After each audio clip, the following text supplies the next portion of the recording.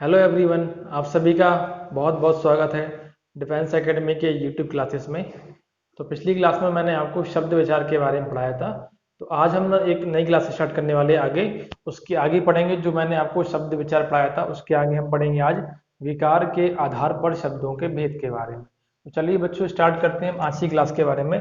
तो जो मैंने पिछली क्लास में आपको पढ़ाया था, यदि आप सबने उसको अच्छे से पढ़ा है और उस वीडियो को अच्छे से देखा हुआ है तो आप उस चीज़ को अच्छे से समझ जाएंगे कि आज हम क्या पढ़ने वाले हैं। तो आज मैं आपको पढ़ाने वाला हूं विकार के आधार पर शब्दों के भेद।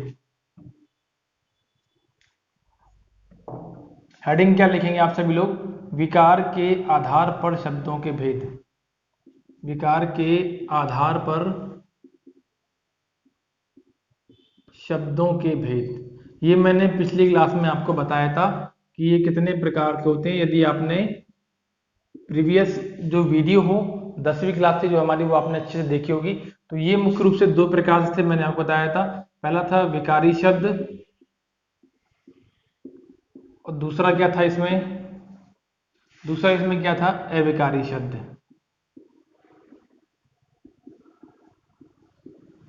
तो इनके नाम मैंने बता दिए थे कि विकारी शब्द कितने प्रकार के होते हैं और अविकारी शब्द कितने प्रकार के हैं। ये दोनों ही बातें मैंने आपको अच्छे से बता दी थी कि इसमें कितने आते हैं और इसमें कितने आते हैं। तो आज हम पहले पढ़ने वाले हैं कि विकारी शब्द हम किसे कहते हैं। सबसे पहला टॉपिक इसको पढ़ेंगे अपन। हम सभी लोग जानते हैं कि ये कितने प्रकार के होते हैं? 4 प्रकार से होते हैं ये। संज्ञा, सर्वनाम, क्रिया एवं विशेषण। देखो, हर एक चीज मैं आपको यहाँ पर सिस्टोमेटिक एवं क्रमवार तरीके से बता रहा हूँ, इसलिए आप इनको अच्छे से पढ़िए। साथ में मेरे जो मैं पढ़ा रहा हूँ आपको कंटिन्यू पढ़े और उसको अच्छे से नोट बनाते चले जाएं, तो इजीली आपको वो बाद में लंबे समय तक याद रहेंगे। अब देखो यहाँ पे क्या लिखा है, विकार। अच्छा, विकार ये शब्द, इसका अर्थ क्या है हिंदी में? यदि इसको अपन निकालेंगे अलग से, इस शब्द को तोड़ेंगे तो ये क्या होगा? विकार। विकार मतलब क्या हो गया? मन मुटावाना, मतलब विकृतियां पैदा होना किसी दूसरे व्यक्ति के प्रति। होता है ना कि भाइयों भाइयों में यदि लड़ाई हो जाए तो क्या होता है? विकार उत्पन्न होता है। तो कहने का मतलब क्या होता है, हम जब ऐसे शब्द की बात करें जिसमें क्या उत्पन्न हो जाए? विकार, अर्थात वह क्या हो जाए? परिवर्तित हो जाए। विकार शब्द जो होता है, इसका जो वास्तविक अर्थ होता है वह क्या होता है? परिवर्तन। इसका अर्थ क्या होता है? परिवर्तन। तो कहने का तात्पर्य क्या है, हिंदी भाषा के जितने भी शब्द हैं जो क्या क्या होते हैं? संज्ञा, सर्वनाम, क्रिया एवं विशेषण, उन सभी को अपन क्या कहते हैं? विकारी शब्द क्यों कहते हैं। अब क्यों कहते हैं वो और जान लो। जो विकारी शब्द की जो परिभाषा होती है वह क्या होती है कि हिंदी भाषा के ऐसे शब्द, ध्यान से सुनना मेरी बात, ये बहुत ज्यादा इंपॉर्टेंट है जो मैं यहाँ पे आपको बताने वाला हूं, कि हिंदी भाषा के ऐसे शब्द जो लिंग, वचन, काल एवं कारक के आधार पर परिवर्तित हो जाते हैं। कारक के आधार पर क्या हो जाते हैं? वो परिवर्तित। अब देखो यहाँ परिवर्तन आ गया। यहाँ पे परिवर्तन मतलब क्या हो गया? विकार। तो हमें यहाँ पे ये 4 बातें मुख्य रूप से याद रखना है कि यदि कोई शब्द लिंग के आधार पर या फिर वचन के आधार पर या फिर काल के आधार पर या फिर कारक के आधार पर परिवर्तित हो जाता है तो उन शब्दों को अपन क्या बोलते हैं? विकारी शब्द कहते हैं। और उनका नाम क्या होता है? संज्ञा, सर्वनाम, क्रिया एवं विशेषण। अब ये लिंग क्या होता है, इन चारों के बारे में मैं यहाँ पे छोटी सी डिटेल दे दे रहा हूँ, ज्यादा नहीं, क्योंकि इनका अलग से टॉपिक है, उसको हम अलग से पढ़ेंगे। यहाँ पे एक बेसिक बता दो, लिंग मतलब क्या होते हैं। हिंदी भाषा में जो लिंग होते हैं वह कितने प्रकार के? 2 प्रकार के होते हैं। एक होता है स्त्रीलिंग और एक क्या होता है? पुल्लिंग। अब कुछ बच्चे सोच रहे होंगे यहाँ पे नपुंसकलिंग क्यों नहीं आया? एक और जो होता है वो संस्कृत भाषा में होता है, लेकिन हिंदी भाषा में जो लिंग होते हैं, जो जेंडर होते हैं, कितने होते हैं? इसमें 2 ही होते हैं। ठीक है। दूसरा क्या होगा? वचन मतलब समझते हैं आप, एक वचन, और दूसरा क्या हो जाएगा यहाँ पे? बहुवचन। और यहां पर भी आप गलती मत करना, नहीं तो लिख दो फिर एक वचन, उसके बाद बोल दो द्विवचन। वो सब चीजें काय में आती हैं, यदि तीन तीन जो आ रही है वो काय में आती है, संस्कृत भाषा में आती है।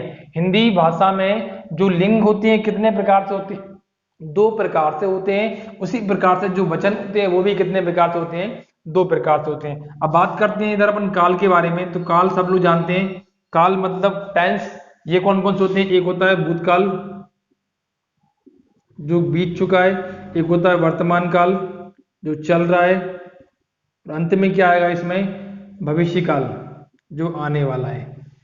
तो जब भी कोई शब्द लिंग वचन काल एवं कारक के आधार पर क्या हो जाए, परिवर्तित हो जाता है, तो उससे अपन क्या बोलते हैं, विकारी शब्द। और कारक क्या होते हैं, हिंदी भाषा में जो कारकों की संख्या होती है, इंग्लिश में कारक मतलब क्या होते हैं, प्रीपोजिशंस होते हैं, मतलब दो शब्दों के बीच में अपने स्थान को बताते हैं, उन्हीं को अपन क्या बोलते हैं, कारक कहते हैं, अर्थात प्रीपोजिशंस होते हैं। पढ़ते हैं ना इंग्लिश में, अभी इंग्लिश में सर पढ़ा रहे हैं आप सभी को, प्रीपोजिशन पढ़ा रहे हैं, तो हिंदी में वो क्या होते हैं, वो कारक होते हैं। आप सबने सुना होगा कि हिंदी के जो कारक होते हैं कितने होते हैं, 8 होते हैं। आप सभी नाम सुना होगा, जैसे कर्ता ने कर्म को करण से संप्रदान के लिए, अपादान से संबंध, काकी के रारी रे नानी ने, अधिकरण में या फिर पर, उसके बाद होगा संबोधन, संबोधन कारक जो होगा हे और अरे वाले। ये सब आपने नाम पहले सुने होंगे, कक्षा 10 तक ये सामान्यतः पढ़े जाते हैं। यदि आपने नहीं सुने हैं तो थोड़ा सा नाम बता देता हूं मैं। जैसे मैंने यहाँ पे लिखा कर्ता, तो ये क्या हो गया, कारक का नाम, इसकी जो विभक्ति होगी क्या होगी, ने। पेन से इंक बहुत निकल रहा है, पेन चेंज कर लेता हूं, एक मिनट बच्चों। इसे मैंने क्या लिखा, कर्ता कारक, ये कारक का नाम है कर्ता, और ये उसकी क्या है, विभक्ति। ये क्या है बच्चों, इसकी विभक्ति। तो यहां पे क्या देखेंगे, कर्ता ने, फिर क्या जाएगा कर्म, इसकी विभक्ति क्या होगी को, फिर क्या होगा करण से, फिर क्या होगा संप्रदान के लिए, यहां पे देख लो, उसके बाद अपादान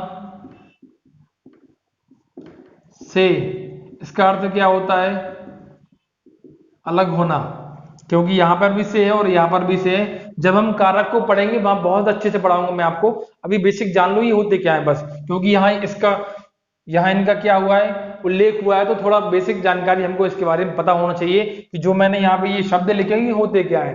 उसके बाद अपादान के बाद क्या आएगा, संबंध कारक, संबंध में क्या आएगा, का की के, उसका जाएगा अधिकरण कारक, इसमें क्या हो जाएगा, मैं और पर। आपने सुना होगा ना इंग्लिश में, इनटू, मैं मतलब इनटू, पर मतलब ऑन, तो वो ये क्या है, प्रीपोजिशन। अगले क्या हो, यहाँ पे संबोधन कारक, संबोधन में क्या होता है, हे, ये वाला, और क्या आता है इसमें, अरे।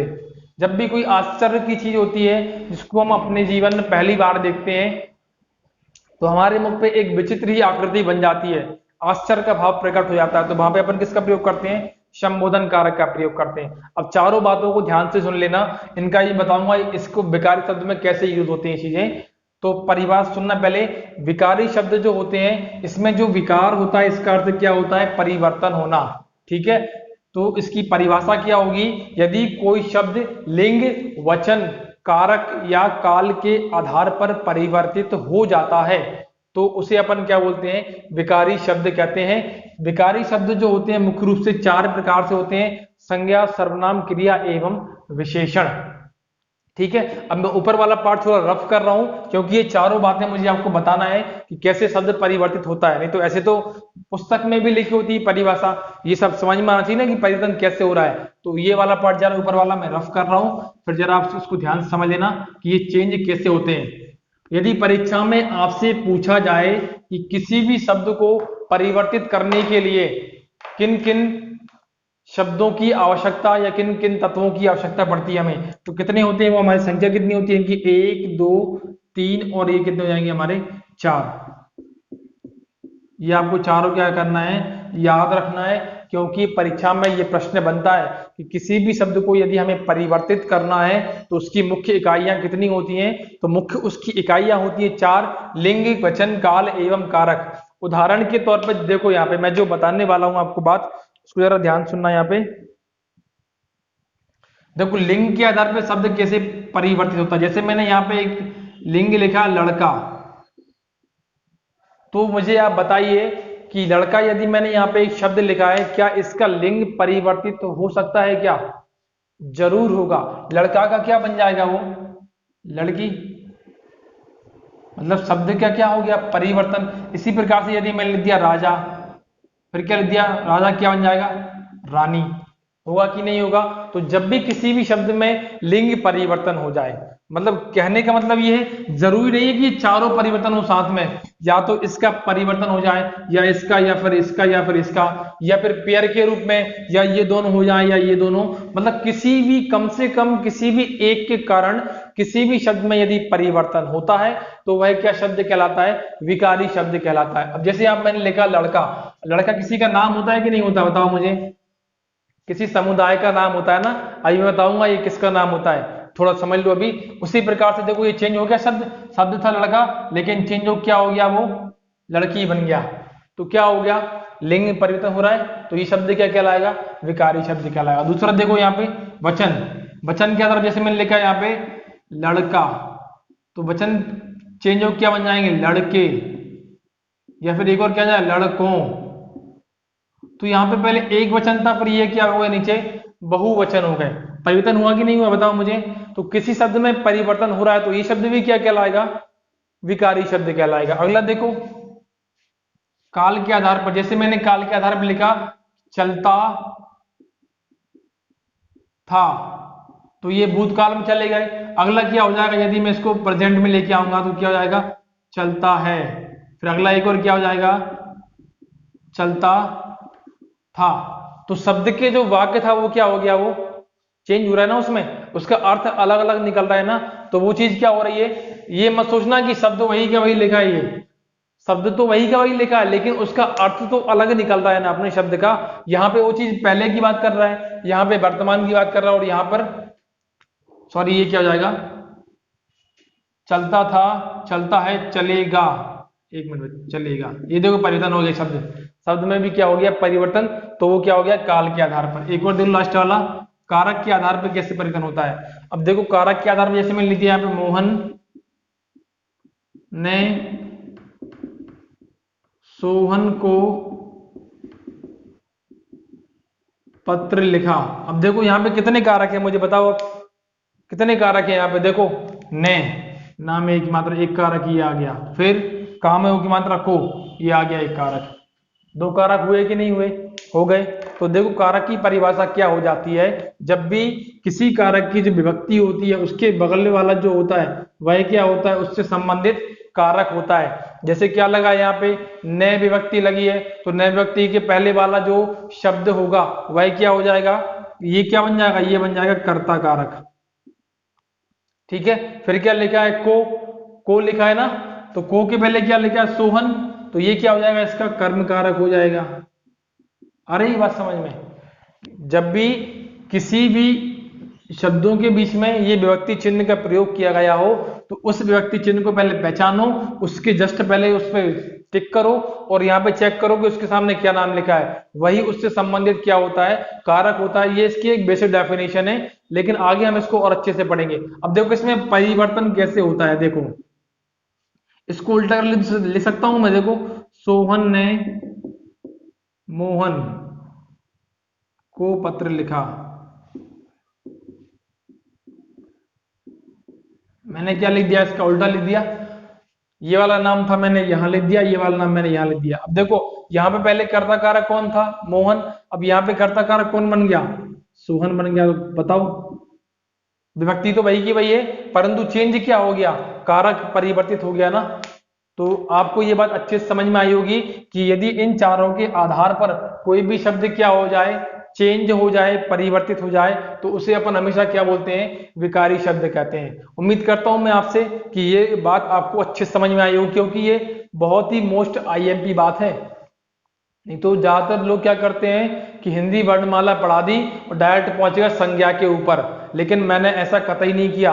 पहले मैंने आपको वर्णमाला पढ़ाया और वर्णों से क्या बनता है, शब्द बनता है, तो शब्द के बारे में बताया मैंने, शब्द कितने प्रकार से होते हैं। उसमें फिर मैंने बताया कि विकार के आधार पर कैसे होते हैं, उसको पूरा मैंने चार्ट के थ्रू आपको बताया था और अच्छे से समझाया भी था। यदि आपने उसको देखा है, पढ़ा है और समझा है तो यदि कोई समस्या आती है पढ़ने में, समझने में, तो मुझसे बेझिझक होकर आप पूछ सकते हो, मैं उस बात को जरूर आपको क्लियर कर दूंगा। ठीक है, तो उम्मीद करता हूं बच्चों ये वाला इतना पार्ट आपको समझ में आया होगा कि विकारी शब्द हम किसे कहते हैं। नेक्स्ट क्लास में हम पढ़ेंगे संज्ञा, क्योंकि संज्ञा क्या है, एक विकारी शब्द है। मैं बताऊंगा कैसे विकारी शब्द होता है ये।